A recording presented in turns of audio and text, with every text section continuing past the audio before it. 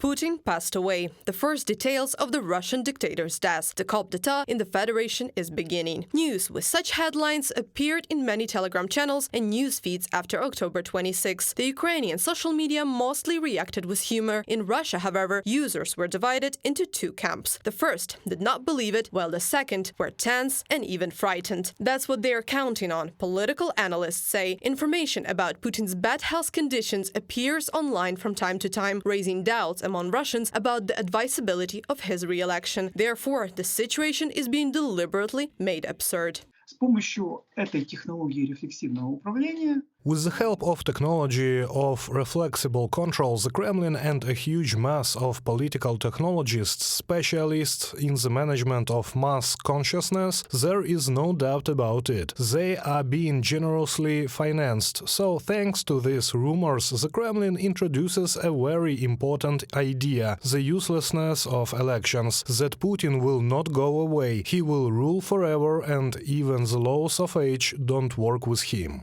Influence operations for the purpose of reflexive control of the masses. This is what experts call such fakes. This is an integral part of the work of the Kremlin's political technologists. Some fakes, such as Putin's death, are designed for Russians to successfully keep the people in line, while others are aimed at Ukrainians in an attempt to destabilize the situation in the country. Informational operations will continue. If some news causes you a vivid emotional reaction, the information is worth checking. An anonymous primary source is also a very alarming bell. Media experts advise you to see what authoritative media outlets, both local and international, write about the same news story, and only then draw your conclusions.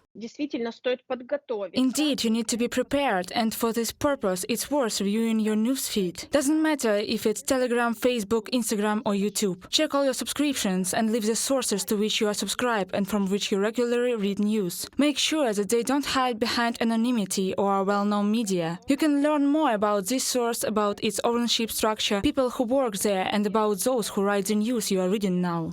The information about Putin's alleged death not only reminded about the importance of media literacy, but also renewed the discussion about what will happen afterwards. Analysts say that the death of the Russian dictator will not mean an automatic victory for Ukraine in the war, but it will certainly have a serious impact on the situation inside the Federation.